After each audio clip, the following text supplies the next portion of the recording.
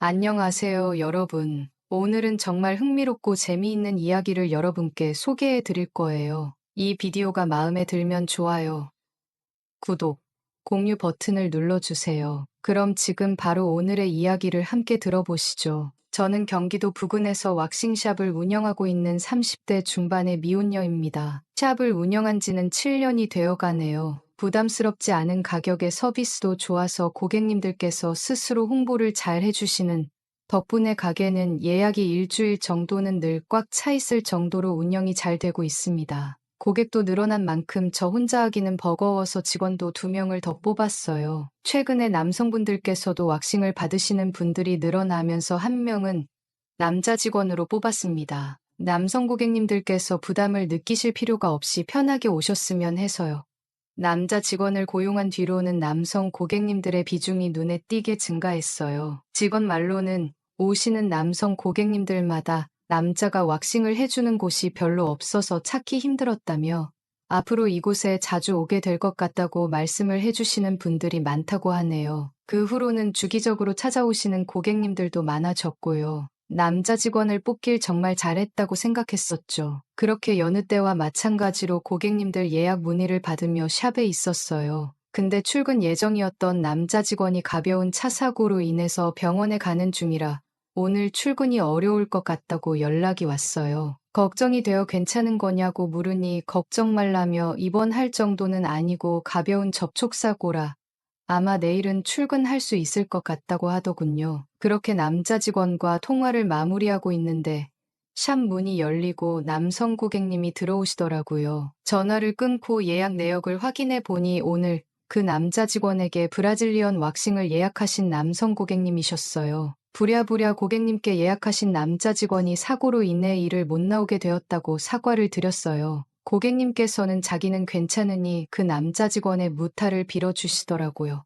그러면서 자기는 꼭 그 남자 직원이 아니어도 괜찮으니 그대로 예약을 진행할 수 있는지 여쭈시더라고요. 저도 예약이 없던 터라 제가 그 남자 고객님의 브라질리언 왁싱을 하게 되었습니다. 저도 남성 고객의 경험이 없었던 건 아니었지만 오랜만이라 그런지 긴장되더라고요. 고객님께서 준비가 될 때까지 밖에서 대기하다가 들어갔습니다. 시덥잖은 얘기를 주고받으며 여느 때와 마찬가지로 왁싱을 진행했어요. 신음소리 한번 크게 안 내고 잘 참으시더라고요. 그러다가 점점 그곳이 고개를 들더군요. 왁싱을 받아보신 분들이라면 아시겠지만 이게 자극을 계속 받다 보니 본의 아니게 단단해지는 경우가 있어요. 저도 이미 경험했던지라 아, 또 그러는구나 하고 있었어요. 제가 민망해하면 고객님께서 더 민망해하니까 더더욱 모른 척 하고 있었습니다. 근데 문제는 너무 크더라고요. 그게 문제가 될 수 있겠나 싶었지만 제가 모른 척 할 수 있을 정도의 크기가 아니더군요. 저도 모르게 손을 멈추고 멍하니 쳐다봤나 봐요. 고객님께서 헛기침을 하시는 바람에 허겁지겁 마무리를 했습니다. 그렇게 도망치듯 방을 나오고 데스크에서 고객님을 기다리자 조금 시간이 흐른 뒤에 천천히 나오시더라고요.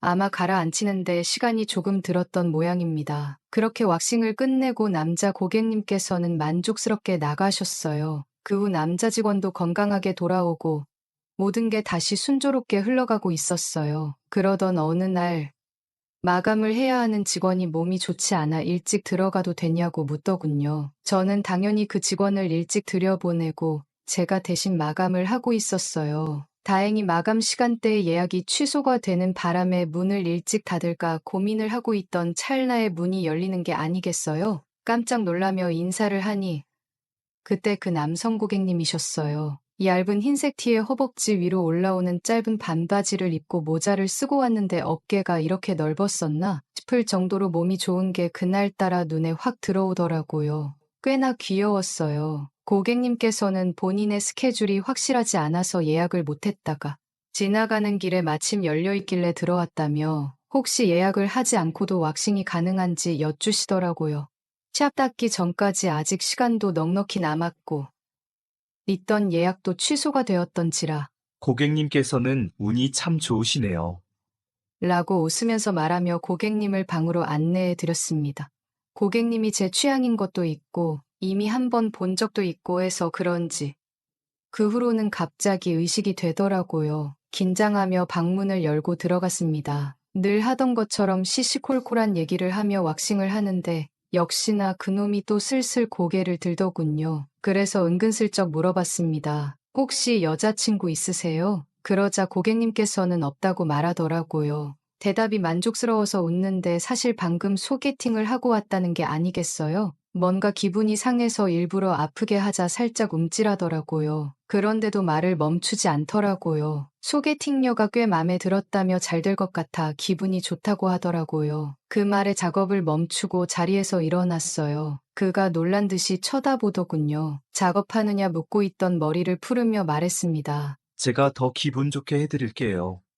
그렇게 고객님의 위로 올라갔습니다. 고객님은 당황한 듯 했지만 곧 능숙하게 받아들이시더라고요. 그렇게 우린 아무도 없는 샵에서 단둘이 뜨거운 밤을 보냈습니다. 그 후 그는 별말 없이 떠났어요. 저는 고객님의 신상 정보를 다 알고 있었지만 굳이 따로 연락은 하지 않았습니다. 그런데 다음 주, 그 마감 시간대에 그가 나타났어요. 저는 퇴근을 하려던 참이었었지만 그와 눈이 마주치고는 있던 직원을 퇴근시켜 버렸어요. 그는 직원이 나가자마자 달려들더군요. 이번엔 그냥 데스크에서 해버렸습니다. 그렇게 그는 매주 그 시간에 저를 찾아왔어요.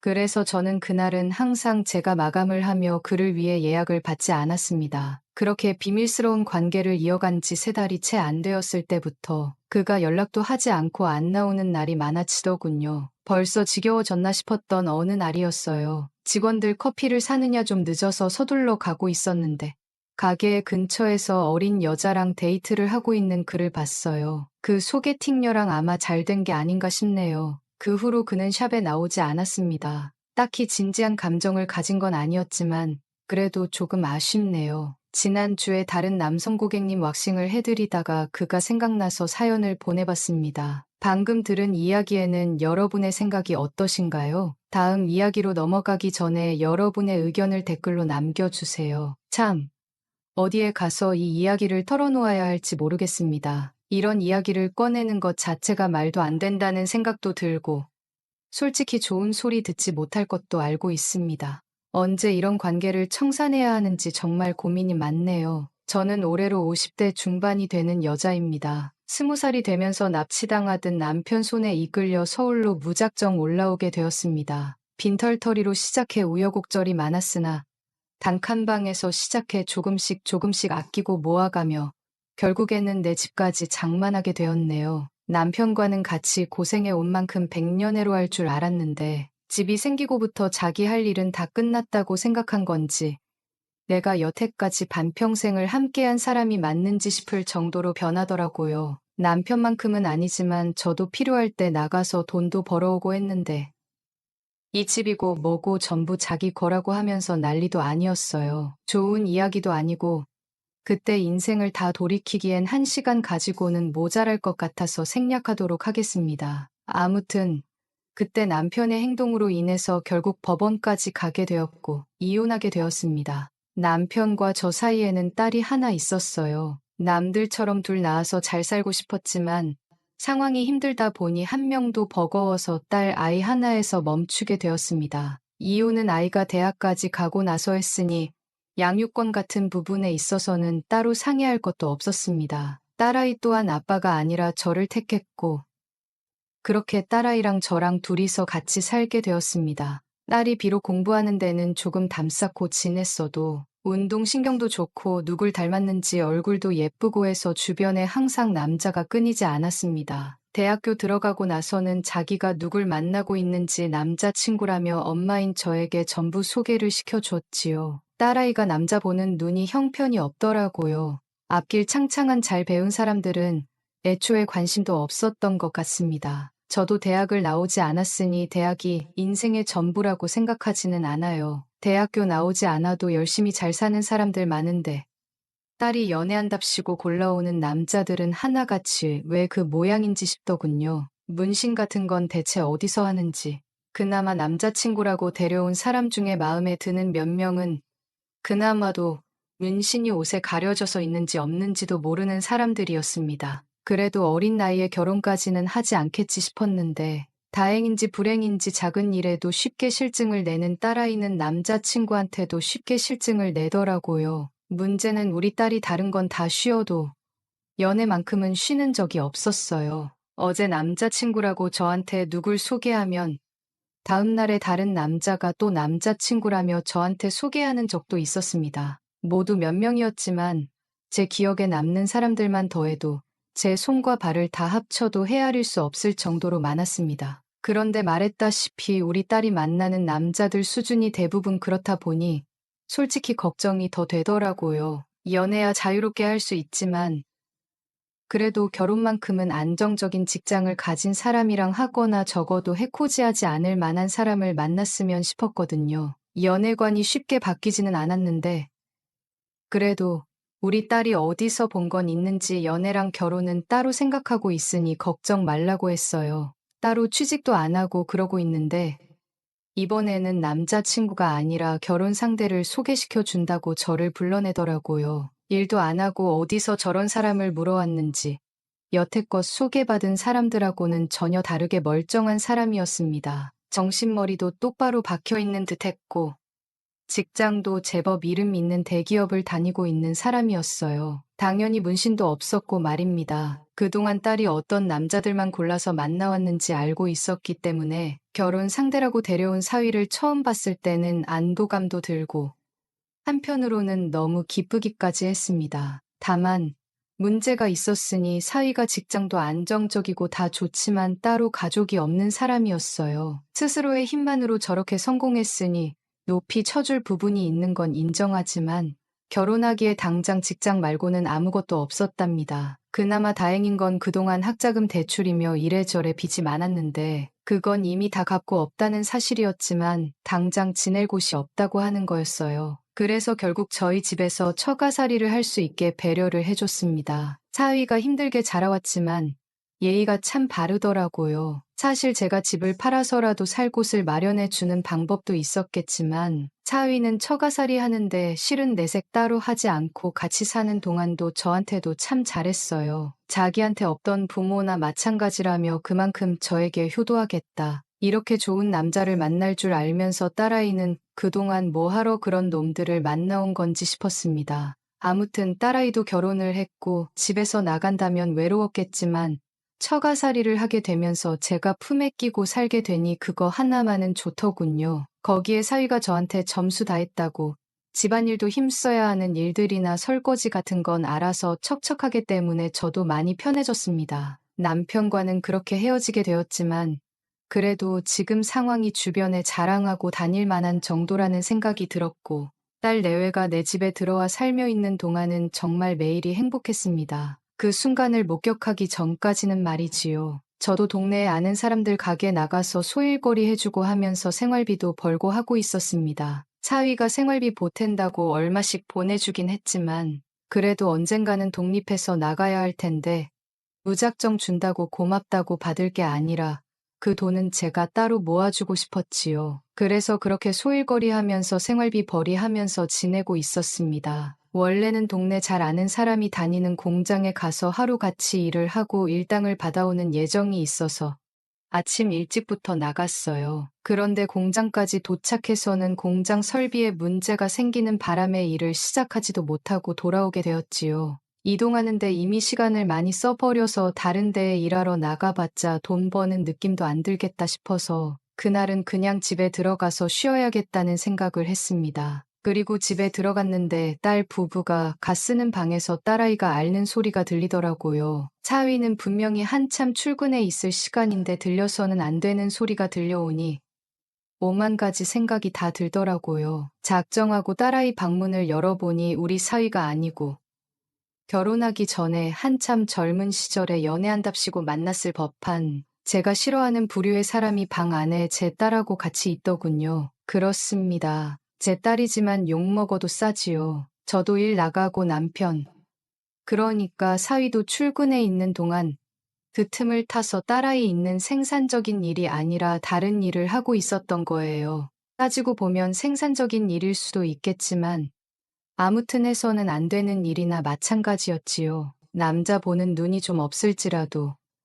이런 말도 안 되는 일을 저지르는 아이는 아니라고 생각했는데 참 제가 돈 번다는 핑계로 정말 자식 교육을 제대로 못 시켰구나 하는 후회가 들더군요. 딸아이는 절대 사위한테 말하지 말라고 하는데 그 얼굴에는 후회나 죄책감은 하나도 보이지 않았습니다. 오히려 차라리 들켜도 저한테 들켜서 다행이구나 하는 그런 느낌이었어요. 그래도 자식 부탁인데 자식 이기는 부모가 어디 있겠습니까?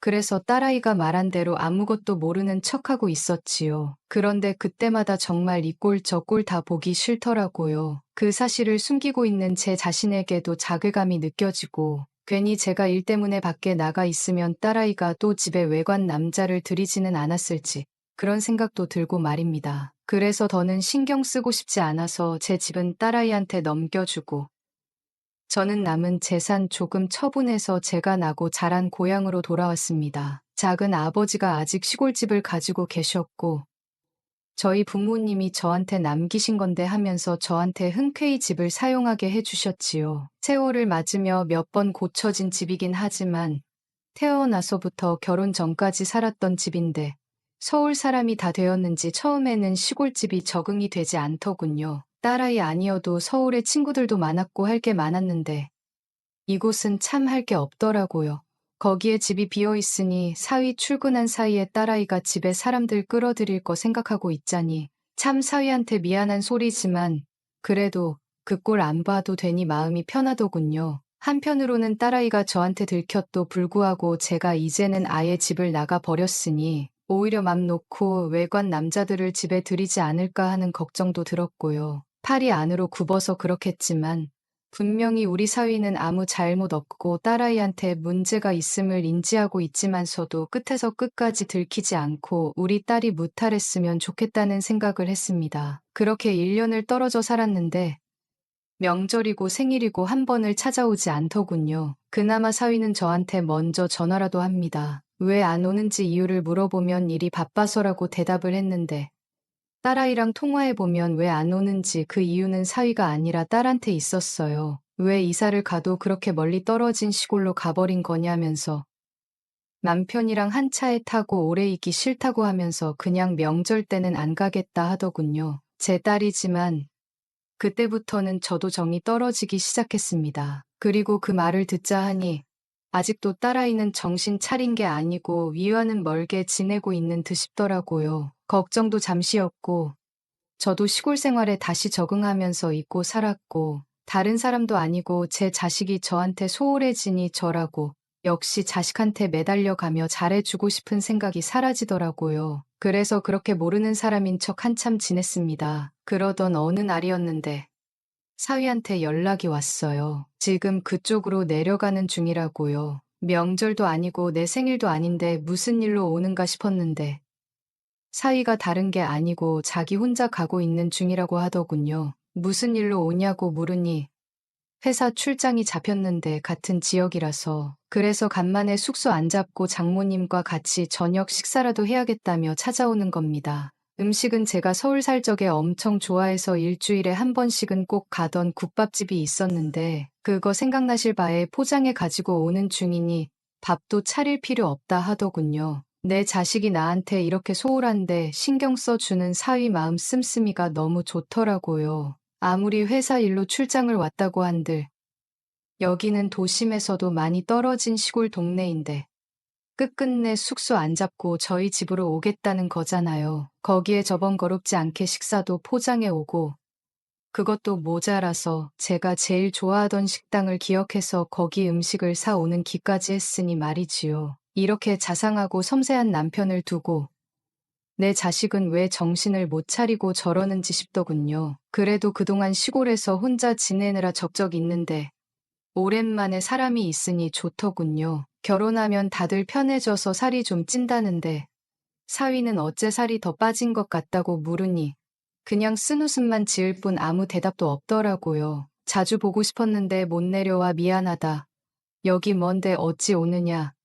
괜찮다 이런 뻔한 안부를 몇 마디 주고받으니 할 말이 많이 없어 조용해졌습니다. 사위도 사실 능글맞은 부분도 없고 장서 관계인데 아무래도 편하게 있기는 힘들었겠지요. 그래도 저 생각해서 이렇게 멀리 와준 것만 해도 불편해 보이는 모습에도 고맙기까지 하더군요. 그동안 혼자 시골에 있는다고 할 게 없어서 이것저것 만든 담금주들이 있었는데 차위가 술을 좋아하는 건 알고 있어서 매실주에 인삼주에 하면서 너무 긴장하지 말고 편하게 있으라며 사위한테 술을 한두 잔 권했습니다. 처음에는 사위도 머뭇대더니 그래도 좋아하는 술에 직접 담근 귀한 술이다 보니 좋아하는 술을 안 마시고 지나칠 수는 없었나 봅니다. 그때마다 담가둔 술이 많다 보니 다른 사람도 아니고 내 딸 먹여 살려주는 사위가 마시는데 아깝지는 않았습니다. 사위는 사양하면서 계속 한 잔 한 잔 마시다 보니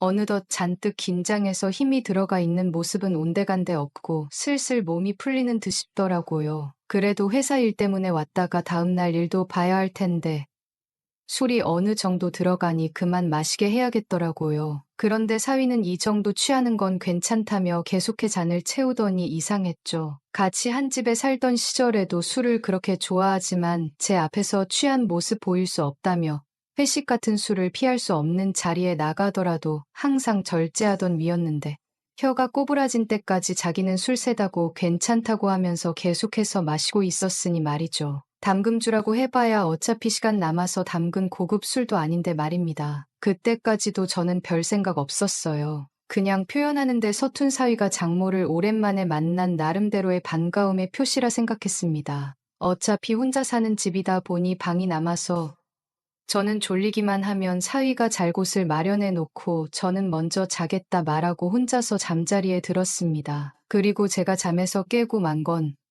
한참 깊은 잠에 들어 있어야 하는 새벽이었지만 느껴지는 인기척에 잠에서 깨고 저는 이내 소스라치게 놀라고 말았습니다. 제 이불 맛에 있던 건 제가 말하자면 방에서 자고 있어야 할 사위였다. 문 쪽으로 거실을 보니 술병이 새 알릴 수도 없이 나뒹굴고 있더군요. 술을 얼마나 마신 건지 가늠조차 되지 않았습니다. 혹시나 사위가 술에 너무 취해 제정신을 못 챙기는 건가 싶더군요. 이러다 무슨 일이 생기는 건 아닌가. 너무 긴장되었지만 그래도 여태껏 제가 봐온 사위를 믿기에 최대한 침착하게 행동했습니다. 최대한 사위의 기분을 상하지 않게 무슨 볼 일이냐고 침착하게 물었는데 사위는 막무가내로 제게 달려들더군요. 심약하고 바른 생활만 하던 사위에게 이런 면이 있을 줄은 상상도 못했습니다. 반쯤 포기하고 저는 두 눈을 꾹 감은 채 고개를 돌려버리고 말았습니다. 자식의 잘못을 나무라지 않고 피해버린 그 죄를 달게 받는 거라고 생각하면서 말이지요. 모든 걸 내려놓은 순간 제 얼굴 위로 뜨거운 물 한 방울이 툭 떨어지더군요. 밤은 깊었고 저는 두 눈을 떠서 고개를 올려다보니 사위는 두 눈에서 눈물을 펑펑 흘리며 울고 있었습니다. 상황을 정리하고 한참 울고 있는 사위를 달래줬습니다. 한참을 울고 난 뒤에야 정신을 차린 사위가 정말 죽을 죄를 지었다며 죄송하다 사과하더군요. 아, 그 이유는 그러니까 제 딸이 다른 사람을 만나고 있던 현장을 목격해버렸다 합니다. 그리고 그 충격을 견딜 수가 없어 한동안 방황했고 회사에는 잠시 장기 휴가를 요청해서 일을 안 하고 집에만 있었다고 하더군요. 일에만 매달려서 가정을 지키지 못했다고 생각했고 제 자식의 잘못을 눈감아주고 자기 탓으로 생각하려 했다고 합니다. 그리고 그 휴가 기간 동안 여행도 다니면서 일하느라 손에 놓고 있었던 가정을 지키고자 여러 가지 계획을 세웠다고 합니다. 하지만 제 딸아이는 오히려 남편이 집에 있으니 자유를 억압당한다고 생각했고 매일같이 부부싸움을 했다고 하네요. 그러다 어제 크게 싸우고 나서 홧김에 집을 나와버렸다 합니다. 사과하려고 집에 들어갔더니 제 딸아이는 참지 못하고 남자친구를 집에 들인 상태였고 그 상황을 목격한 사위는 그 길로 다시 집을 나와버렸던 거였고요. 저를 찾아온 것이 처음에는 복수할 요량이었다고 합니다. 자기에게 상처를 줬으니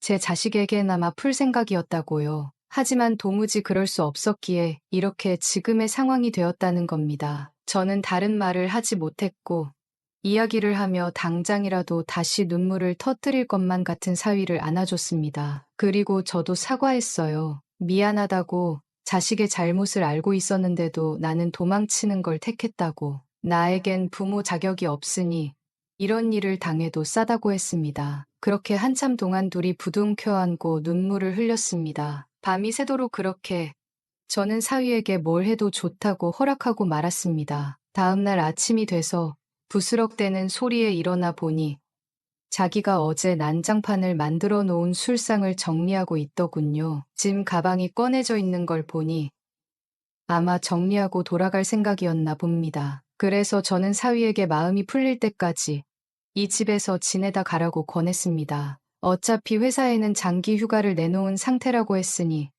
시간적으로 여유가 있다고 생각했고요. 그렇게 사위와 함께 시골집에서 같이 살고 있는 지가 2달이 다 되어갑니다. 그리고 제 딸아이한테는 전화가 계속해서 오네요. 자기 남편이 집을 나간 것 같다며 연락받은 거 없냐면서 생활비도 떨어져 가고 혼자서는 못 살게 되었다고 하는데 그렇게 궁금하면 한 번이라도 내려와 보면 별거 아닐 텐데 그럴 생각은 없어 보이고 불만만 털어놓네요. 구제불능이 제 부덕의 소치라 생각합니다. 2달이 지나가다 보니 사위는 이제 자기가 언제 돌아가야 할지 모르겠고 이렇게 지내는 것도 나쁘지 않은 것 같다고 합니다. 그냥 결혼이고 회사고 다 놓아버리고 여기에 와서 살고 싶다고 하는데 시골 동네다 보니 주변 사람들에게는 사위가 휴양차 내려왔다고 둘러대긴 했지만 언제까지 이 상황을 숨길 수는 없을 것 같아 걱정이 됩니다. 제 자식이 잘못을 하긴 했지만 제가 계속 이렇게 있어도 되는 걸까요?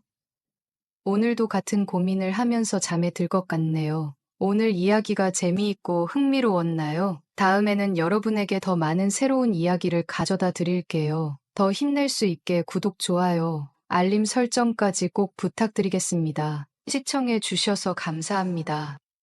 몇 달 전 나도 모르는 사이에 일이 벌어졌고 그 후로 저는 전혀 심심하지 않은 삶을 살고 있습니다. 바로 할머니 때문이죠. 평생 농사를 짓고 살아온 할머니인데 어찌나 고운지 그날 이후 제 인생이 즐겁습니다. 구독과 좋아요 부탁드립니다. 저는 농촌에 살고 있는 이혼남입니다. 이혼하고 오갈 데가 없어서 부모님 댁에 얹혀 살고 있는 한심한 놈이죠. 쉰이 다 된 나이에 부모님의 농사일을 도우며 살고 있습니다. 결혼을 해서 전처와 함께 살 때 처음에는 행복했습니다. 아이 둘을 낳고 행복하게 살고 있었죠. 아이들이 유치원생일 때 처는 일을 하기 시작하더군요. 마트에서 캐셔로 일을 하다가 전처는 바람이 났습니다. 자기는 사랑하는 남자를 만났으니 제발 놓아 달라고 하더군요. 어쩔 수 없이 이혼을 하게 되었습니다. 그때 저는 30대 중반이었고 세상에 여자가 하나뿐인가 하는 마음에 이혼을 했습니다. 아이들은 전처가 맡았고 그 남자와 함께 살면서 아이들을 키운다는 얘기가 들리더군요. 저는 양육비만 보냈습니다. 30대 중반이 된 때에 이혼을 하고 혼자 직장을 다니며 살았습니다. 이혼남이었지만 그때는 젊었기에 여자들과 만날 기회가 많았죠. 사귀는 여자도 있었고 즐거운 일도 많았습니다. 그러던 중 저는 장사를 시작했다가 망해 부모님이 사는 집으로 들어와 살게 되었습니다. 제 부모님은 땅을 많이 가지고 있는 분들이에요. 저는 부모님의 농사일을 돕고 부모님으로부터 월급을 받고 살았습니다. 부모님의 집으로 다시 들어온 지가 벌써 8년이 되었네요. 시골에서의 삶은 무료했습니다. 바쁠 때는 바쁘지만 한가할 때는 너무 한가한 곳이 농촌이죠.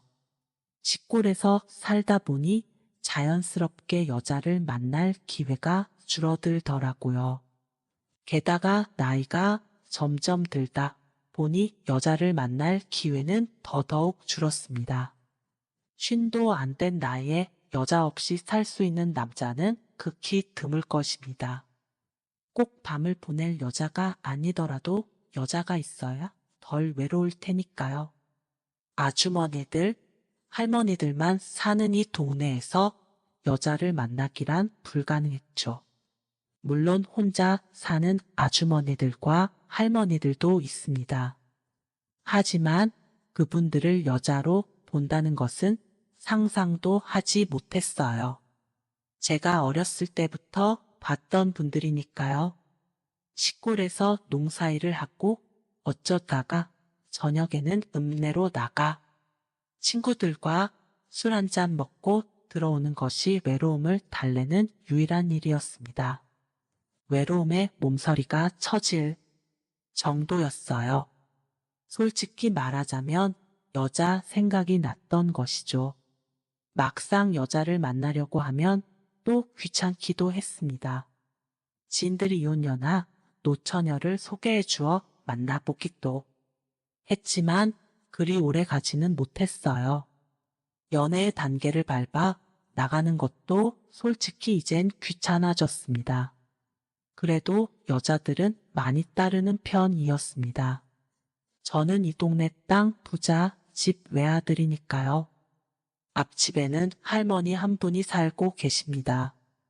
요즘 한창 저와 즐거운 시간을 보내고 있는 고마운 분이죠. 그 할머니는 제가 어렸을 때부터 앞집에 살고 계셨어요. 할아버지는 몇 년 전에 돌아가셨습니다. 할머니는 아들 둘이 있는데 아들 둘 다 도시로 나가 직장을 다니며 살고 있습니다. 저희 부모님은 그 할머니 집에 무슨 일이 생기면 저에게 가보라고 하셨습니다. 할머니 집에 가전제품이나 전등이 고장나면 제가 가서 고쳐드리곤 했죠. 겨울철에 할머니 집의 수도가 얼면 녹이는 일도 했습니다. 할머니는 제가 본인의 아들들보다 훨씬 낫다고 하시며 저에게 늘 고맙다고 하셨어요. 저도 귀찮을 때가 있죠. 하지만 이웃끼리 서로 돕고 사는 거라며 저희 부모님은 그 할머니 집에 문제가 생기면 저에게 꼭 가보라고 하셨습니다. 할머니의 아들 중 큰 아들은 할머니의 집에 오면 꼭 저에게 줄 선물을 사가지고 와서 제게 주었습니다. 빵이나 음료수 등을 주는데 제가 그런 것을 거의 먹지는 않지만 고맙게 받기는 했습니다. 할머니의 큰 아들은 자기 어머니를 살펴주는 저에게 고마움의 표시를 하고 싶었겠죠. 그런 성의를 무시할 수도 없었습니다. 할머니는 엄청 고운 분이에요. 얼굴도 예쁜 할머니입니다. 할머니는 말도 곱게 하시고 웃을 때는 마치 천사 같아요. 할머니는 젊었을 때 정말 훨씬 더 예뻤을 것 같습니다. 하지만 지금도 아름다워요. 작년에 할머니가 친척 결혼식이 있다고 옷을 차려입고 나왔을 때는 마치 귀부인 같은 느낌에 눈이 부실 정도였습니다. 그 할머니는 농사일도 참 열심히 하십니다. 앞집과 저희 집 사이에 밭이 있는데 할머니는 봄부터 가을까지 밭에서 하루 종일 일을 하셨습니다. 그렇게 평생 농사일을 하며 살았지만 할머니는 피부도 하얗고 주름살도 별로 없었습니다. 머리카락을 염색하고 화장만 잘한다면 저와 비슷한 또래로 보일 것 같습니다. 지난 가을에 농사일이 좀 한가해지니 저는 더 외로움을 많이 타게 되었어요. 매일같이 마음이 싱숭생숭하고 여자를 만나고 싶은 생각이 많이 들었습니다. 정확히는 여자를 만나고 싶은 생각이라기보다 밤을 함께 보낼 여자가 있었으면 좋겠다는 생각이었죠. 미치도록 외롭다 보니 앞집 할머니가 눈에 들어오는 거예요. 처음에는 내가 미쳤나 하는 생각이 들었습니다. 부모님과 연세가 비슷한 할머니에게 눈이 간다는 것이 참 어이가 없기도 했죠. 그러던 어느 날 할머니는 비닐하우스를 수리하고 있었습니다. 저는 마침 그날 할 일이 없어서 집에서 쉬고 있었죠. 저는 할머니를 도와드렸고 할머니는 저를 보고 방긋 웃으며 혼자 해도 되는 것이니 들어가서 쉬라고 했지만 저는 할 일도 없고 하니 도와드리겠다 말하고 할머니가 하는 일을 도와드렸습니다. 일을 다 하고 할머니는 들어가서 밥을 먹자고 하시더군요. 할머니의 집으로 들어가 할머니가 차려주신 밥을 먹었습니다. 밥을 먹고 있는데 할머니는 이렇게 말씀하셨어요. 매번 이렇게 도와주니 자네가 내 서방님 같네 이러면서 환하게 웃으시더군요. 할머니의 농담을 저는 이렇게 받았습니다. 그럼 내가 서방님이지 가을이 돼서 이 서방님이 외로운데 마누라가 뭐하고 있는 거요? 할머니는 잠시 당황한 표정이었는데 다시 웃으시며 말씀하셨어요. 서방님이 외롭다면서 이쁜 마누라 쳐다도 안 봐? 이 말에 저는 큰 소리로 웃었고 할머니도 엄청 큰 소리로 웃었습니다. 그 할머니가 그렇게 간드러지게 웃는 것은 그날 처음 본 것 같아요. 밥을 다 먹으니 식곤증이 몰려왔습니다. 졸음이 가득한 제 눈을 보고 할머니는 한숨 자라고 하시더군요. 집이 바로 코앞인데 집에 가서 자면 된다고 했더니 할머니는 여기서 잠깐 자도 된다고 하시길래 저는 누웠습니다. 할머니는 설거지를 하고 오셨어요. 저는 할머니에게 마누라 일로 와.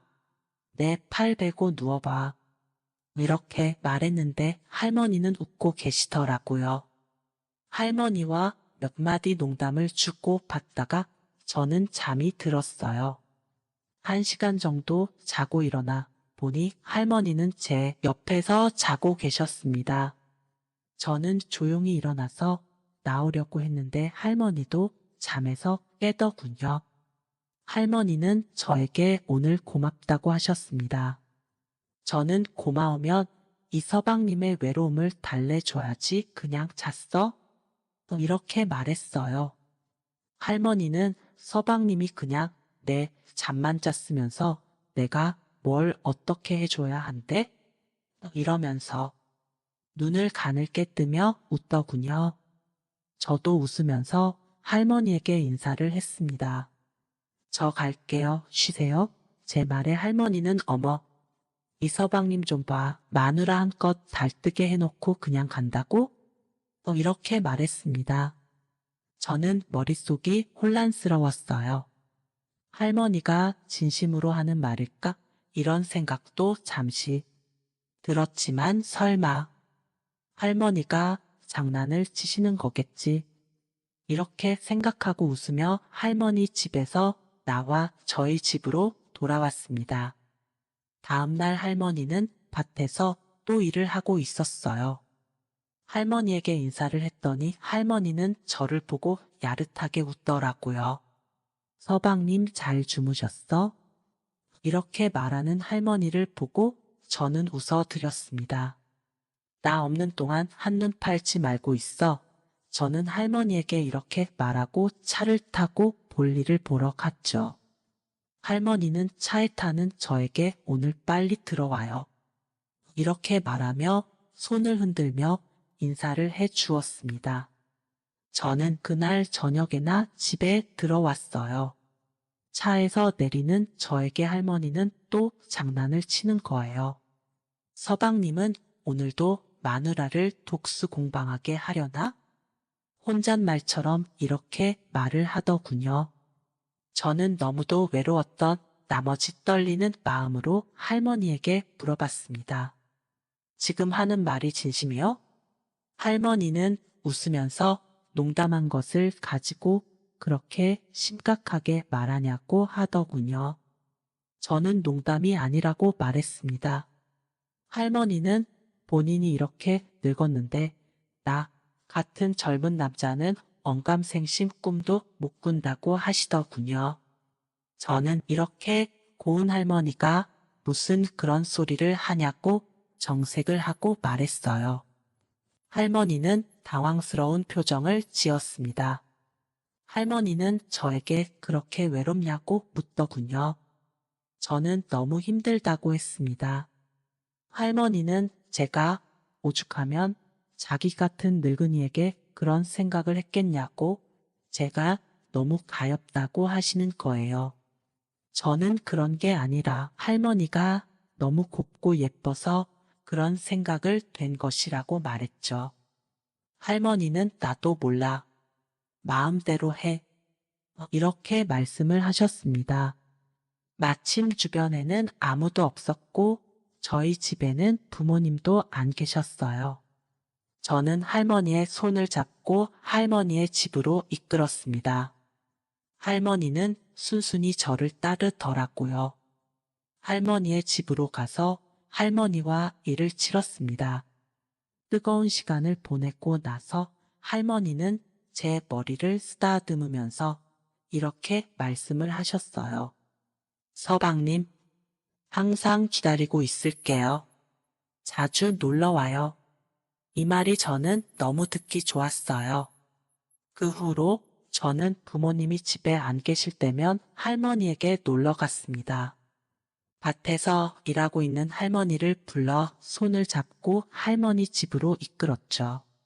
할머니는 한 번도 저를 거절하지 않았어요. 한 번은 제가 할머니에게 물어본 적이 있습니다. 저 때문에 힘들지 않냐고 물었더니 서방님인데 그럼 어떡해? 이러면서 웃으시더라고요. 한 번은 밭에서 일하고 있는 할머니에게 집으로 들어가자고 했더니 아이 지금은 아들내미가 와 있어요. 서방님, 아들내미 가면 내가 곱빼기로 해줄게. 응? 조금만 참을 수 있죠? 이러더라고요. 할머니는 참 남자 마음을 녹이는 재주가 있습니다. 저는 장난기가 발동해 할머니에게 이렇게 말했어요. 마누라가 너무 예뻐서 못 참겠는데? 했더니 할머니는 그럼 어째요? 저기 숲에라도 들어가서 볼일 보고 올까나? 저는 할머니에게 웃으며 고맙다고 말하고 있다 저녁에 보자고 했어요. 저녁이 되어 할머니는 전화를 하셨습니다. 아들내미가 갔으니 아까 못 본 볼일을 보러 오라는 것이었어요. 집에서 나와 보니 할머니는 밭에서 쪼그려 앉아 소변을 보고 있었습니다. 저와 눈이 마주치니 할머니는 눈웃음으로 저를 반겨주시더군요. 저는 또 장난기가 발동해서 아니 여자가 이렇게 아무 데서나 오줌을 싸면 어떻게 해? 이렇게 말하자 할머니는 서방님 내가 잘못했어요. 저를 홍군형 내주세요. 이렇게 말하며 웃었습니다. 저와 할머니는 또 할머니 집으로 갔죠. 요즘 몇 달간 이렇게 앞집 할머니와 즐겁게 지내고 있습니다. 할머니는 정말 장난기도 많고 제 마음을 잘 알아주는 분이에요. 저를 떠받들어주는 할머니가 너무 사랑스럽습니다. 이야기가 재미있으셨나요? 또 재미난 영상이 궁금하시면 구독과 좋아요 부탁드립니다. 감사합니다. 오늘도 웃으며 힘차게 건강하고 행복한 하루 보내세요. 오늘의 사연 시작합니다. 전업주부인 저는 매일 아침마다 전쟁을 치릅니다. 아침 일찍 출근하는 남편을 위해 아침밥을 차리고 옷을 준비한 뒤 곧이어 어린이집에 가야 하는 아이를 씻기고 준비시켜 어린이집 차에 태워 보내는 일까지가 아침의 일이죠. 그 다음 집으로 돌아오면 남편과 아이가 남기고 간 흔적을 정리한 뒤 온갖 집안일을 끝내면 비로소 저만의 휴식 시간이 시작되었죠. 비록 오후가 되면 저녁 준비와 아이를 데리러 가야 하는 일상이 다시 시작되지만 이 몇 시간의 휴식이 저의 삶에는 유일한 낙이었어요. 저도 한때는 회사를 다니며 커리어를 쌓아가는 게 꿈이었지만 아이를 낳고 경력이 단절된 뒤에는 저를 찾아주는 회사가 없었고 휴식 시간에 사색을 하며 지나간 꿈을 그리워하는 게 전부였죠. 어느 날 아침 아이를 어린이집에 보내기 위해 집을 나서는데 같은 또래의 아이를 데리고 나오는 옆집 남편을 만나게 되었어요. 옆집 남편은 준수한 외모에 상냥한 웃음을 지으며 인사하는 모습이 보기 좋았지만 남자는 능력이라는 믿음을 가지고 살아온 저에게는 출근도 하지 않고 아이를 등교시키는 남자가 조금 한심해 보였어요.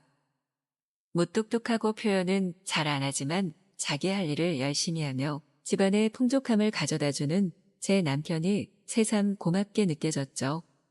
그 이후로도 아이를 등하교시킬 때마다 옆집 남편과 자주 마주치게 되었고 엘리베이터를 같이 탈 때 흐르는 어색한 침묵이 싫었던 저는 안부 인사로 일 안 하고 전업주부를 하시냐고 물었어요. 하지만 옆집 남편의 대답은 제 예상과 완전히 달랐죠. 알고 보니 우리나라 대단한 IT 대기업 팀장이고 회사의 방침에 따라 재택근무 중이라고 하였어요. 속물 같지만 우리나라 사람이라면 누구나 알만한 회사의 팀장이라고 하니 순간 그 남자가 달라 보였고 제가 무심코 가졌던 편견을 반성하게 되었죠. 그 이야기를 듣고 저는 마음의 문이 열렸는지 아이를 등하교시키며 옆집 남자와 매일 이야기하기 시작했어요. 옆집 남편은 유쾌하고 젠틀해서 저랑 이야기가 잘 통했죠. 너무 잘 통하니 이야기가 끊이질 않았고 심지어 하루는 집 앞에 다 와서까지 하던 이야기가 끝나지 않아 집 앞에서 10분 넘게 이야기하다가 서로 아쉬워하며 각자의 집으로 들어가는 일도 있었죠. 마음 같아서는 아무도 없는 집에 초대해 더 이야기하고 싶었지만 남편과 아이를 생각하며 참았어요. 하루하루 옆집 남편과 이야기할수록 제 마음에 이상한 감정이 느껴지기 시작했어요. 옆집 남편과 이야기하고 집에 들어오면 제 아래가 축축해져 있었고 제 남편에게서는 느낄 수 없는 욕정이 타오르기 시작했어요. 그렇게 며칠을 옆집 남자를 생각하며 아무도 없는 집에서 욕구를 혼자 해결하던 중에 저는 이성의 끈을 놓아버리고 용기를 내기로 했어요. 어떻게든 옆집으로 찾아가서 그 남자를 안아버리고 싶었어요. 평소 비누 만드는 취미가 있던 저는 비누 선물을 하기 위한 핑계로 옆집으로 찾아가 버렸죠. 배를 누르자마자 나온 옆집 남편은 비누를 들고 찾아온 저를 보자 당황한 눈빛을 보였지만 이내 무언가를 결심한 듯 집으로 들어오라고 했죠. 비누를 선물하고 차를 마시며 이런저런 이야기를 나누던 중 옆집 남편은 저에게 단도직입적으로 왜 찾아왔는지 물어봤어요. 저는 갑자기 들어온 질문에 당황해서 단지 비누를 선물하고 이야기를 나누고 싶어 왔을 뿐이라고 둘러댔어요. 하지만 대낮에 아무도 없는 집에 찾아온 저의 의도를 몰랐을 리가 없던 옆집 남자는 저에게 솔직하게 말하지 않으니 부탁을 하나 해야겠다고 했어요. 집안일을 한다고 서로 땀을 많이 흘렸으니 선물로 가져온 비누로 서로의 몸을 씻겨주자는 것이었어요. 저는 너무 당황하여 몇 초 동안 아무 말도 못하다가 이내 옷을 벗고 욕실로 가겠다고 했어요. 옆집 남편도 저를 따라 욕실로 들어와 옷을 벗기 시작했죠. 옆집 남자의 몸은 운동을 많이 해서 탄탄했고 제 남편의 겉과 비교할 수 없을 만큼 큰 것을 가지고 있었죠. 우리는 서로의 몸을 만지며 씻겨주기 시작했고 참을 수 없이 타오르는 욕구를 해결하기 시작했어요. 옆집 욕실에서 이 남자와 사랑을 나누고 있다는 사실에 더 흥분했고 이 남자는 그날 욕실에서 저에게 모든 걸 쏟아내고 말았죠. 그렇게 넘어서는 안 될 선을 넘어버린 우리는 매일 만나 사랑을 나누기 시작했어요. 이미 넘어버린 선인이 보이는 게 없었던 우리는 남편과 아이를 보낸 뒤 집으로 초대해 안방 침대에서 사랑을 나누고 또 아내와 아이가 없는 옆집 거실 소파에서도 사랑을 나누었죠.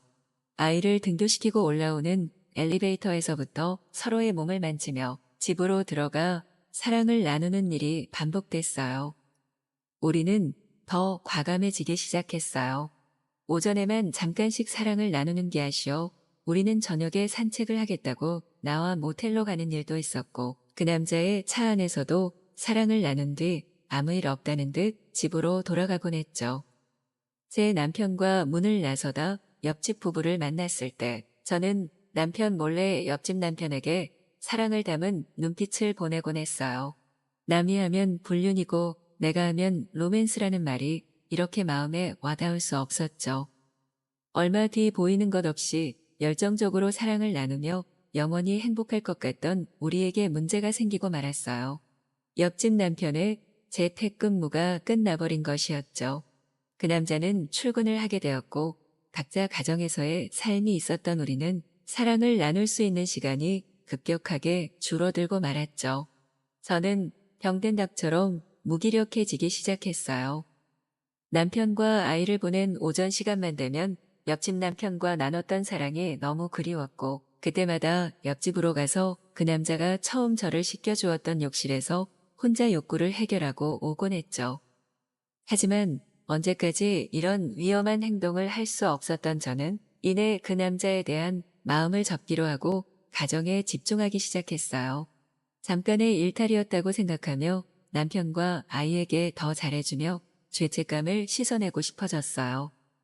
가끔 집 앞에서 옆집 남편과 마주쳐도 모르는 척하며 제 삶을 다시 원래대로 돌려놓으려고 노력했죠. 그렇게 제 삶이 원래대로 돌아와 안정되고 있다고 느낄 때쯤 모든 노력이 물거품으로 돌아가는 일이 생기고 말았어요. 여느 때처럼 남편과 아이를 보내고 차를 마시며 오전 휴식 시간을 보내고 있던 중 현관문 벨소리가 들렸어요. 택배인 줄 알았던 저는 문을 열었고 그 순간 옆집 남편이 거칠게 저를 몰아붙이며 키스를 했어요. 저는 갑작스러운 키스에 남자를 밀쳐내려 했지만 욕정에 가득 찬 그 몸을 뿌리칠 수 없어서 저의 몸을 맡기고 말았죠. 그 순간 잠들어 있던 제 욕구도 다시 터져버리고 말았고 처음 욕실에서 나눴던 것처럼 열정적인 사랑을 나누고 그 남자는 저에게 다시 한번 모든 걸 쏟아내 버렸죠. 마치 밀린 숙제를 하는 듯 몇 번이나 사랑을 나누고 어떻게 된 일이냐고 물어보니 저와의 관계가 끊어지는 것을 참을 수 없어 회사에 간곡히 요청해 다시 재택근무를 하기로 했다고 하였어요. 저는 머리가 복잡해졌지만 이내 몸이 이끌리는 대로 옆집 남편과 다시 한번 사랑을 나누었어요. 이 사랑의 끝이 어떨지 모르지만 지금도 거의 매일 우리 집과 옆집을 오가며 위험한 사랑을 나누고 있어요. 누구에게도 말할 수 없고 손가락질을 받아 마땅할 일이지만 저는 로맨스라 믿으며 살아가고 있답니다. 오늘의 사연 시작합니다.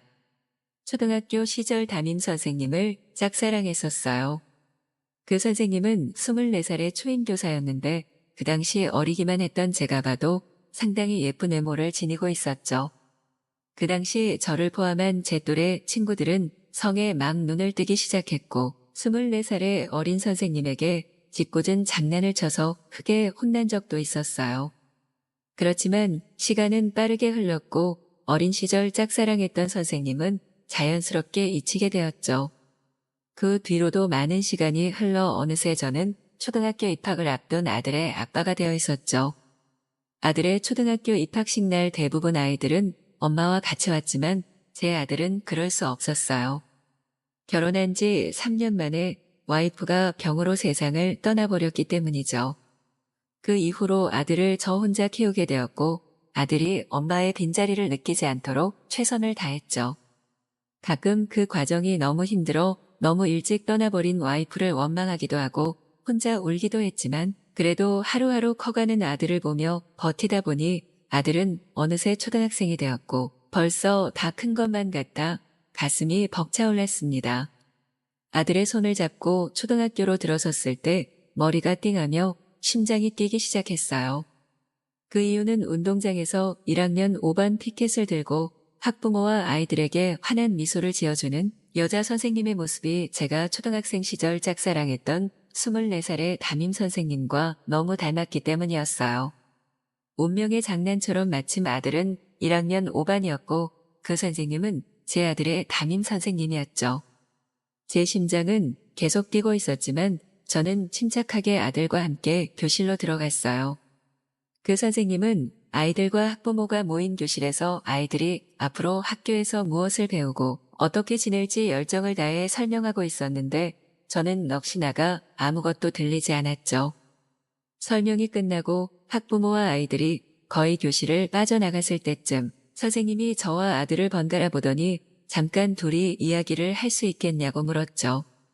저는 그 선생님과 단둘이 이야기를 한다는 것에 설레었지만 아들 앞이라 티를 낼 수는 없었어요.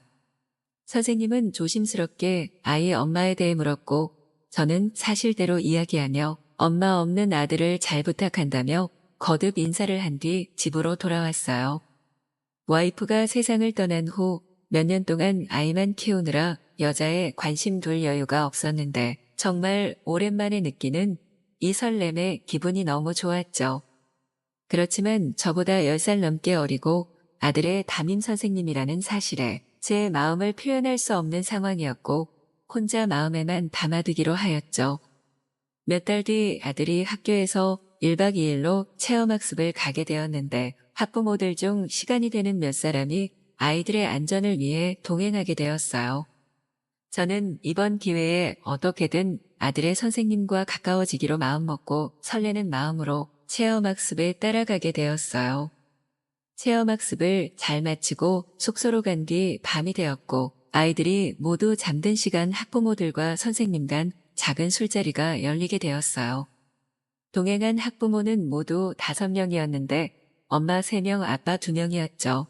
모두 선생님과 10살 이상 나이 차이가 났고 사회생활 경험이 많으니 선생님과 격식 없이 많은 대화를 나누며 즐거운 시간을 보냈어요. 술자리가 무르익을 때쯤 몇 명이 숙소로 들어갔고 남은 엄마 2명은 둘의 얘기에 깊이 빠져 있었죠. 이런 상황 속에서 저는 자연스럽게 선생님과 1대1로 2시간 가까이 이야기를 나누게 되었고 그 와중에 나머지 엄마 2명도 선생님을 잘 부탁한다는 말을 남기고 숙소로 들어갔어요. 선생님과 남은 술을 마시며 이야기를 계속했고 서로 통하는 부분이 많아 이야기가 끊이지를 않았죠.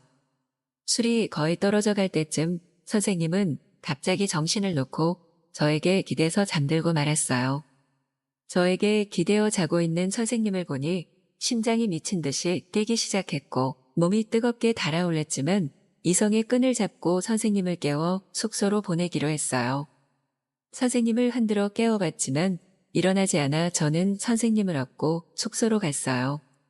문을 열고 선생님을 침대에 눕힌 뒤 나가려 하는 순간 믿기지 않는 일이 일어났어요.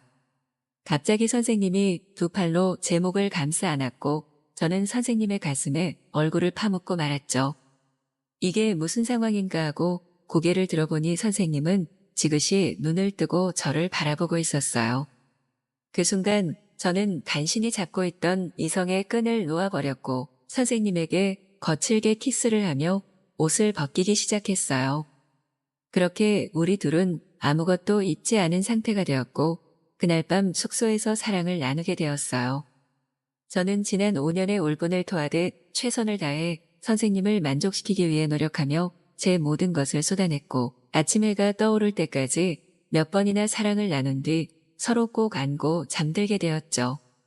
눈을 떠보니 선생님은 침대에 없었고 저는 남들 눈에 띄지 않게 선생님 숙소에서 몰래 빠져나왔어요. 알고 보니 선생님은 벌써 준비를 마치고 능숙하게 아이들을 챙기고 있었어요. 선생님은 제 눈을 마주치지 않았고 지난밤 일이 꿈이었던 것처럼 집에 가는 순간까지 저에게 아무 말도 걸지 않는 선생님이 조금 원망스러웠죠. 체험학습을 마치고 집으로 온 후 며칠 동안 그날 밤의 일이 잊히지 않아 혼자 욕구를 해결했어요. 그렇게 몇 주 동안 혼자 욕구를 해결하다가 저는 용기를 내어 선생님에게 개인적으로 연락을 하였어요. 그날 밤의 일은 나에게 황홀한 기억이고 실수가 아니라 진심이라는 표현의 메시지를 전달했어요. 그 이후 며칠간 선생님에게 답장이 없어 어쩔 줄 모르던 중 선생님에게 전화가 왔어요. 아들이 학교에서 친구를 때려 가정 방문이 필요하다는 전화였어요. 선생님에게 빠져 아들에게 너무 소홀했던 저를 반성하게 되었지만 아이러니하게 그 일로 인해 선생님이 가정 방문을 한다니 기쁘기도 했어요. 다음 날 선생님은 집으로 찾아왔고 아들이 친구를 때린 이유에 대해서 설명해 주었어요. 친구가 아들에게 엄마가 없다며 놀리니 아들이 울며 친구를 때렸다고 하였죠. 저는 울컥하여 눈물을 흘렸고 선생님은 그런 저를 꼭 안아주며 위로해 주었어요. 그렇게 서로를 다시 안아주게 된 선생님과 저는 다시 눈빛을 마주친 뒤 진한 키스를 하게 되었고 저는 선생님을 번쩍 들어올려 침대에 눕혔고 체험학습 날과 같이 선생님은 제 목을 2 팔로 감싸며 서로의 마음을 확인하게 되었어요. 그날은 다른 방에서 자고 있는 아들이 깨지 않게 천천히 느리게 서로의 몸을 느끼며 다음날 아침까지 진한 사랑을 나누었어요. 서로의 마음을 진하게 확인한 우리는 그 뒤로도 종종 만나 사랑을 나누었지만 학부모와 선생님 간의 관계가 다른 학부모들에게 소문이 나면 어쩌나 하는 마음에 항상 마음을 졸이며 몇 달간 만나다가 결국은 떳떳하게 부부가 되기로 하였고 지금은 결혼해서 아들의 엄마이자 선생님으로 행복하게 살아가고 있습니다. 우연히 만난 선생님과 좋은 인연이 되어 행복을 만들어가고 있습니다. 오늘의 사연 시작합니다. 대학생들이 데모를 하고 있던 시절이었습니다. 지나다니다 보면 코가 맵고 눈물이 나는 일이 하루를 멀다 하고 일어나던 시절이었습니다. 지금은 그런 일은 보기 힘들죠. 90년대는 정말 너무 심하다 싶을 정도로 최루탄을 남발하다 보니 길거리 다니는 게 고통스러울 때가 많았습니다. 이대와 신촌 광화문 쪽으로 많이 다니다 보니까 저 같은 경우는 하루 이틀 겪는 일이 아니었습니다. 그때는 아무것도 모르고 그냥 학생들이 왜 저러나 싶었으니까요. 비싼 대학비 내고 저러려고 대학 왔나 싶기도 했습니다. 저는 대학을 못 갔지만 젊은 나이에 열심히 살아보겠다고 안 해본 일이 없었거든요. 그런 제 눈에는 그들이 한심해 보였던 것 같습니다. 하지만 생각이 바뀌게 된 일이 있었습니다. 하루는 일이 없어서 집에서 만화책이나 빌려서 보고 있었습니다. 이놈의 동네는 또 최루탄이 터지고 연기들이 집집마다 가득 차기 시작하는 시간이었어요. 저는 창문을 닫고 또 시작이구나 하면서 수건에 물을 적셔서 얼굴에 감싸고 있었습니다.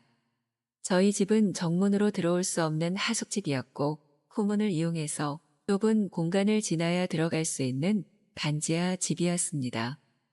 전경들이라고 해야 하나? 고두굽 소리가 크게 들리고 골목길을 뛰어다니는 소리가 바로 창문에서 들리더군요. 또 학생들 때려잡으러 다니는구나 생각하고 있었습니다.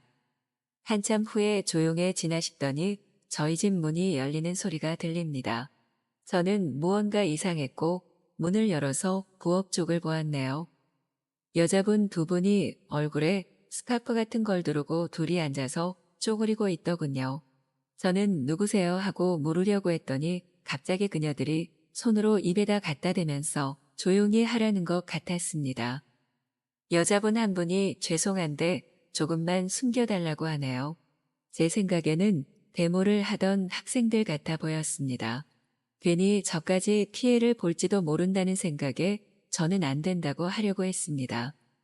근데 옆에 있던 여자분이 스카프를 내리며 잠시만 숨겨달라고 합니다. 그녀의 얼굴을 본 순간 저는 당연히 숨겨줘야 할 것만 같았습니다. 세상에 저렇게 이쁜 여자가 있을까 생각이 들더라고요.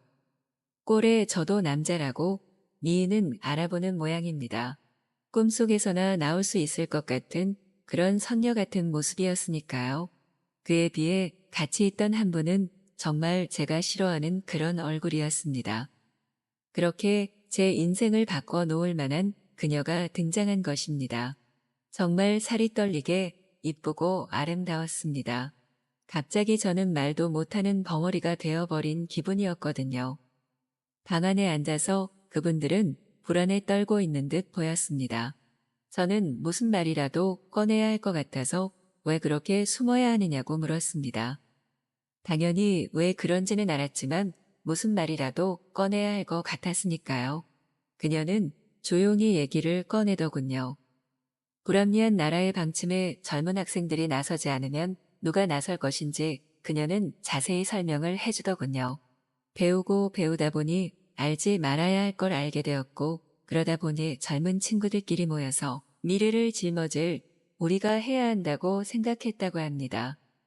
그래서 뭉쳐서 싸우는 것이라고 하네요. 그녀가 말하니까 모든 게 이해가 가더군요. 괜히 저까지 같이 도와야 할 것 같았습니다. 말 주변이 없어서 더 좋은 말들을 했던 것 같은데 기억나는 대로만 적었습니다. 저는 일단 냉장고에서 음료를 꺼내서 따라주며 힘내시라고 언제든 숨을 데 없으면 여기로 오라고 했습니다. 그녀가 저를 바라보며 너무 고맙다고 하시네요. 정말 쳐다보기만 해도 닭살이 쫙 돋는 것 같았습니다. 그렇게 그녀들은 조금 있다 입구를 살피더니 말도 없이 가버리더군요. 정말 나가서 붙잡고 싶었고 제발 가지 말아달라고 하고 싶었습니다. 연락처라도 물어보고 싶었지만 지금 이 상황에 그런 말을 하면 안 될 것 같은 기분 아시겠죠? 그렇게 그녀가 떠나간 후에 저는 혼자 멍하니 앉아서 그녀 얼굴만 떠올리고 있었습니다. 첫눈에 반한다는 게 이런 거구나 하고 생각했던 것 같습니다. 어느 학교 학생인지만이라도 알고 싶더라고요. 그러다가 꿈 같은 일이 일어나고 말았습니다. 다음 날 저녁쯤이었나요? 누군가 노크를 하는 것이었습니다. 저는 이 시간에 올 사람이 없어서 아무 생각도 없이 누구시냐고 물었나요? 세상에나 그녀가 문 앞에 서 있습니다.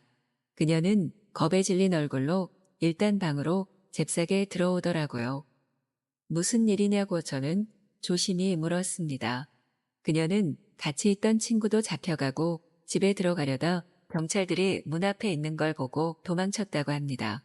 생각나는 데가 없어서 일단 여기로 왔다고 하시네요. 저는 잘하셨다고 하면서 편하게 있으라고 했습니다. 시간이 조금 흐른 뒤 그녀가 안정을 찾는 듯 보였습니다. 저는 저녁은 먹었냐고 물었더니 그녀는 점심도 못 먹었다고 하시네요. 일단 집에서 밥을 해먹고 있던 처지라 있는 반찬과 재료로 요리를 해서 주었습니다. 저렇게 이쁜 여자도 배고픈 건 못 참는 것 같았습니다. 밥을 허겁지겁 드시더라고요. 저는 물을 따라주며 천천히 드시라고 했습니다. 그녀도 부끄러웠는지 갑자기 움직임이 느려지더군요. 그녀는 밥을 먹은 후 이틀간 씻지도 옷을 갈아입지도 못했다고 하시면서 좀 씻을 수 있게 해달라고 하시네요. 저는 집 환경이 좋지 못해서 샤워를 하려면 물을 데워서 부엌에서 씻어야 한다고 했습니다. 그녀는 상관없다고 하시네요. 일단 좀 씻고 여기서 하루 이틀만 숨어있게 해달라고 하시면서 갈아입을 옷도 좀 빌려달라고 하시네요. 여자 옷은 당연히 없었기 때문에 제 옷을 빌려주었고 속옷은 내일 사다 드리겠다고 했습니다. 그녀는 물이 데워지자 부엌에서 바가지로 몸에 부어가면서 씻었습니다. 밖에서 일어나고 있는 일들이 머릿속에 상상이 되니까 저도 모르게 얼굴이 붉어지는 것 같았습니다. 그녀가 샤워를 마치고 큰 티와 반바지를 입고 들어오더라고요. 반바지가 너무 커서 한 손으로 움켜쥐고 흘러내리지 않게 잡고 있었습니다. 젖은 머리결에 어울리지 않은 옷을 입고 있었지만 그게 더 이뻐 보이더군요. 속옷도 하나 안 입고 있는 상태라고 생각하니 더 얼굴이 빨갛게 변하는 것 같았습니다. 그녀가 그 모습을 보더니 이상했는지 저를 보며 얼굴이 너무 빨갛다고 하시더라고요.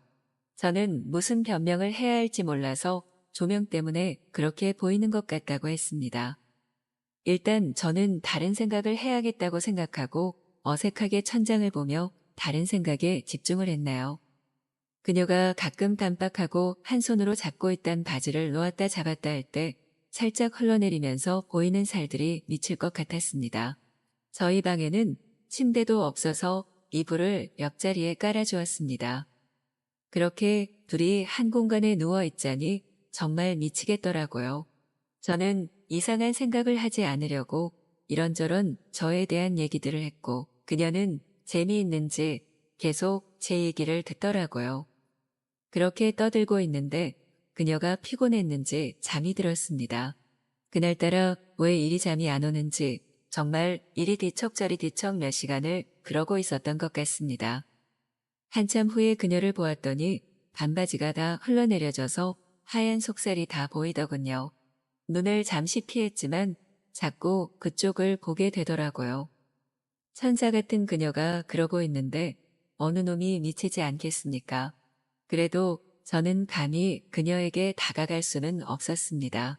그녀가 갑자기 일어나더니 울기 시작하는 것입니다. 저는 그녀의 어깨를 토닥이며 괜찮다고 아무 일도 없으니까 걱정 말라며 달래주었습니다. 그녀는 저의 허리를 잡고 조금 울더니 다시 잠이 드네요. 저는 그렇게 그녀의 어깨를 쓰다무며 잠이 깨지 않게 한참을 그렇게 있었습니다. 편하지 않은 자세로 그렇게 한참을 있으니 다리에 쥐도 나는 것 같았고 너무 힘들더라고요. 제가 괜히 움직이면 그녀가 깰 것만 같아서 움직이질 못하겠더라고요. 참다 안 되겠다 싶어서 다리를 쭉 펴보려고 했습니다. 옆으로 누우면서 살짝 빠져나오려고 했는데 그녀가 저를 안아버리네요. 저는 숨이 멈췄고 그 자세로 아무것도 할 수가 없었습니다. 저도 몰랐는데 제가 덜덜 떨고 있더라고요. 그녀가 그걸 알았는지 자다 말고 저보고 정말 순진하다며 그녀가 장난스럽게 저의 위로 올라옵니다. 제 얼굴을 보며 그녀가 웃고 있었고 저는 눈을 피해 옆을 보았네요. 도저히 얼굴을 쳐다볼 수가 없었습니다. 그녀는 두 손으로 저의 얼굴을 억지로 돌리며 자기 얼굴을 보게 합니다. 정말 미치고 환장할 것이 심장이 터질 것만 같았고 얼굴은 이미 터져버린 상태였습니다. 온몸에 힘이 들어가서 더 이상 힘도 없더라고요. 그녀는 뭐가 그렇게 웃긴지 깔깔 웃으면서 재미있어 하네요. 그러더니 갑자기 얼굴을 돌려 제 가슴에 귀를 갖다 대더군요. 속옷 하나 안 입고 있던 터라 상상이 이미 도를 지나치고 있었네요. 저는 더 이상 못 참고 그녀에게 잘하지도 못하는 키스를 해버렸고 그녀가 받아주는 것 같아서 그렇게 사랑을 해버렸습니다. 꿈이라면 제발 깨지 말라고 기도하면서요. 사랑이 끝난 후 그녀가 저를 안고 있는 게 정말 믿기지 않았습니다. 그렇게 그녀가 며칠 저희 집에 있었습니다. 매일 밤마다 꿈 같은 하루하루를 보내면서요. 저는 그녀의 정보원이 되어서 이곳저곳에 다니며 그녀의 심부름을 했습니다. 그런 일들이 하나도 안 두려웠고 하면서도 행복했습니다. 그녀와 저는 그렇게 20대의 힘든 일들을 같이 보냈고 20대가 끝나기 전 이별도 하였습니다. 저는 헤어지고 싶지 않았지만 그녀의 이별 통보에 저는 몇 년간 정말 너무 힘들었던 것 같습니다. 그녀가 왜 저를 떠났는지 지금 생각해보면 당연하다는 생각이 드네요. 다시 태어난다면 그녀와 어울리는 사람으로 다시 꼭 태어나고 싶습니다. 정말 그녀가 그립습니다.